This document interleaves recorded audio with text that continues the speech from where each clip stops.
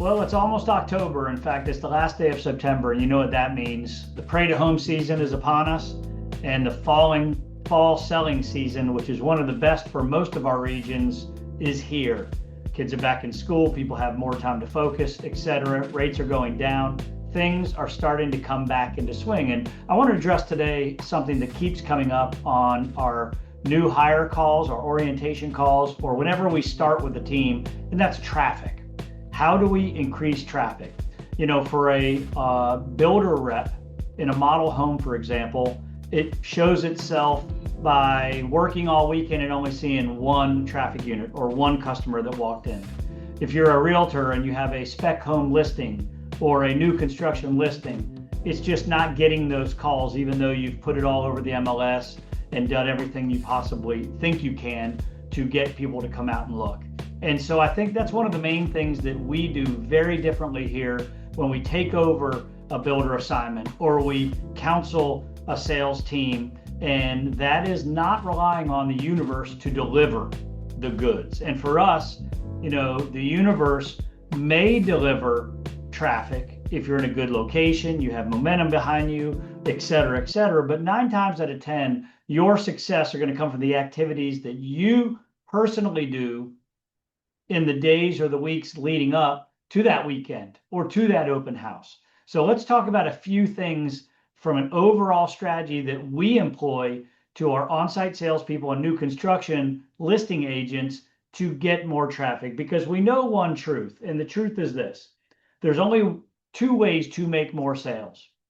Be better at converting the people that are in front of you, or get more people in front of you, meaning get more at bats.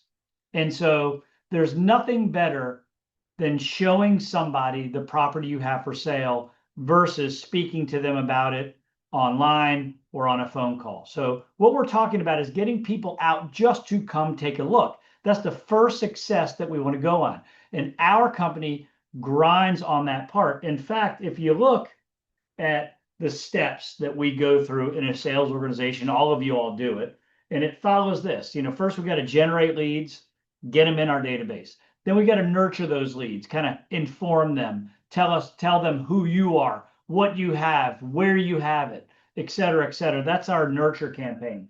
Generate showings and engagement. That's a whole strategy upon itself, and that's what we're talking about today. But so many other organizations that you compete against don't even have a discussion about this part.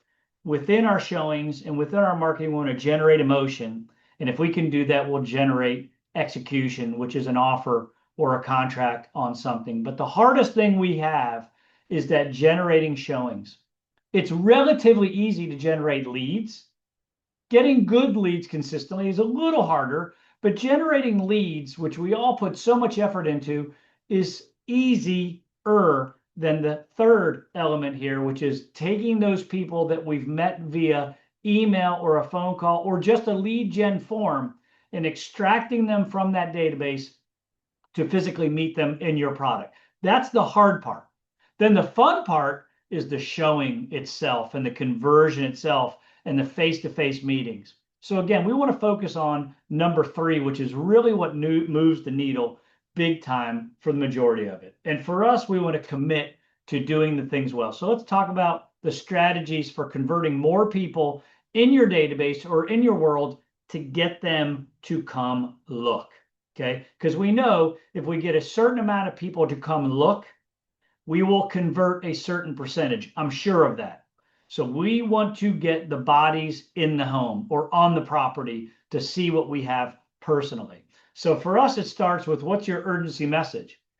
Are we reaching out to people via email or e-blast or phone calls or in-office presentations with just a very vanilla, here's who I am and here's what we've got, here's our price sheet, here's our inventory sheet, etc.? Or is there an urgency message this week that puts a little spirit in people's step to come see it? It could be, this is the last of its kind, or the first of its kind, or the only one I have that's under a certain price point, or the only one I have that backs up to the golf course or on a corner. So an urgency message has to be premeditated and thought, and that's what you lead with in your prospecting. So it's as simple as having a very focused, refined message that you've scripted out. So it's not ums and ahs and I'm just calling to check in. No, that leads to nothing. That leads to very little and low conversions. So we want to have a very well scripted out, because I might leave a voicemail. I might translate this to an email. I want it to be concise and tight and provide something that's urgent in a message from me about that product. Next, whatever we do with a client, whether it's a phone call, we want to keep our database or our CRM or our contact very organized. We want to update the notes of what we said, what we discussed, so that the next time someone reaches out to us or we reach out to them, we can pick up right where we left off. Something very easy to do that a lot of us don't do because it's just monotonous. It's all day. But I promise you, if you tend to your garden, you'll keep the weeds out and it will be much more able to convert the right type of people if you strive for organizational mastery of your database.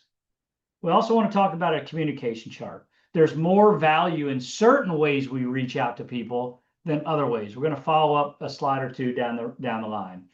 So what are our goals when we reach somebody, whether it's in front of an office, whether it's on a phone call, whether it's in an email exchange?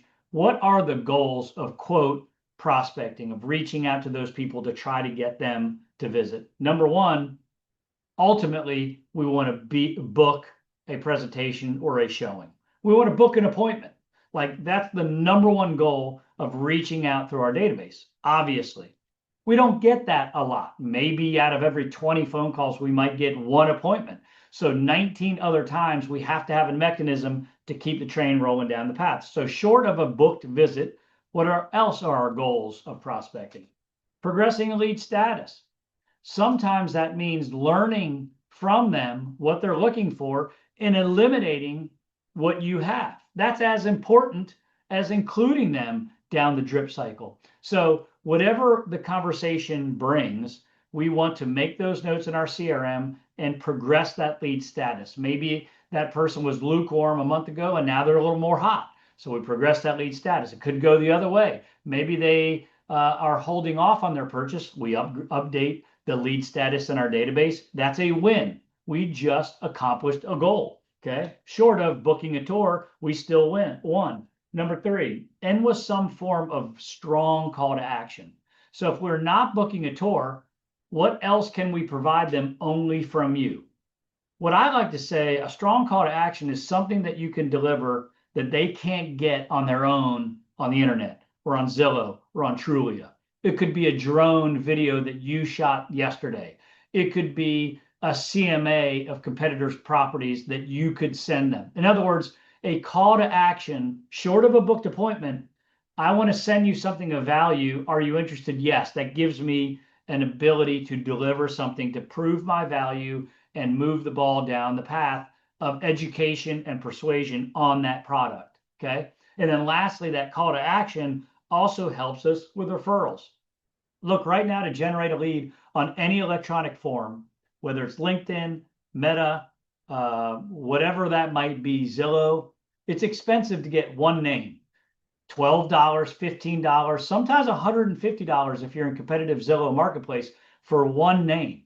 So if we have somebody that fulfilled a form down the road, maybe a year ago, 6 months ago, 6 weeks ago, or even last week, why not ask them if they have any friends or family members that we could also send that call to action piece, whatever it is, that video, that inspired living book, whatever it is. In other words, every person we converse with, we should ask if they have someone else that they would like us to send information to. That is another lead. That is another referral. Won't get them 100% of the time, but if done well, you will grow your leads organically just by the people you already have. So if you're not asking a referral 100% of the time, I encourage you to do that. Okay, back to that communication chart. We talked about not all outreach is equal. If you look at this chart, it basically assigns a point total to reaching out to people. The best and the highest form of points and mechanisms is an obvious face-to-face person. So going to someone's office, going to a brokerage office and talking to many, that would be the first. The last would be, okay, I'm just going to do a social media or an e-blast generically. And I think the reason we highlight this chart is because too many of us, all of us in the industry, hide behind the lower form of connection, mass forms of communication and e-blasts. And we feel like we're doing our job. We tell the builder, don't worry, I did 2 e-blasts this year or this month, and I sent out 5 organic posts. That's great. But what did you do that have higher port totals on this thing to get a better conversion? I promise you the top 3 or 4 are going to convert and get you results to that open house, to that weekend that you've got to be out in the model home, way more than down at the bottom. Okay. So keep that in mind. You want to encourage engagement. You got to let people know where you're going to be, what they're going to see, and maybe is there something insider information that you have that they've got to go through you for, right? And then lastly, our messaging in outreaching has 3 different groups. Let's say we have a spec home that a builder has entrusted us with to list. Well, we're going to communicate to these 3 groups uniquely. We're not just going to do one e-blast that speaks universal messages to all 3 of these groups. No, each of these groups have their motivations. Each of these groups have a benefit to us. You know, why would you put customers? That's past clients. Why not immediately empower your past clients that already love you and love what you had in the past? Empower them with your new offerings so that they can consider an upgrade or a downgrade from where they are. Or more importantly, what about referrals? People that have a great experience working with you can't wait to refer their friends, family, and work associates. Okay, so why not leverage that with an outreach campaign to your existing owners? Number 2, buyer agents. You know, that's a very different group and a very different communication stance than the way we would communicate to our customers or new leads. We want to tell them what's in it for them, how professional you are, that you're not going to disrupt their relationship that they already have. Those are important things, and empowering them to make them feel and look smart and educated about your product in front of those clients. That's a completely different message than your customer outreach. Your customer outreach is more focused about how your product is going to influence their life. Okay. So again, bottom line is, I think that we do this differently. Our company does this differently. And it's one of the main areas that evoke change in an organization that's underperforming. It's focusing on showings, focusing on tours. Stop asking the questions about how did you do this week or did you make a sale this week? If you're a manager, start asking the questions, how are your showings? How's your pipeline? How's your weekend look? And start taking it from, I booked 1 this weekend, to 2 and 3. I promise you, conversion-wise, take a scheduled tour that's coming in to meet with you versus someone that just appears and walks in. You will close 3 to 1, 4 to 1, 5 to 1 of the people that you've got a relationship with and you scheduled a showing versus someone that just pops in and appears. So keep that in mind. Shift your focus to your pipeline. Shift your focus to scripted, urgent message of the week or of the month, and get those people to show up. The rest will take care of itself. Then you'll worry about conversion. Then you'll worry about salesmanship. Then you'll worry about closing skills. But let's get that population in and go from you converting 10% to 15% to 20%, which is 1 out of every 5 instead of 1 out of every 10. Those are the next things. But none of that matters unless you get people to show up.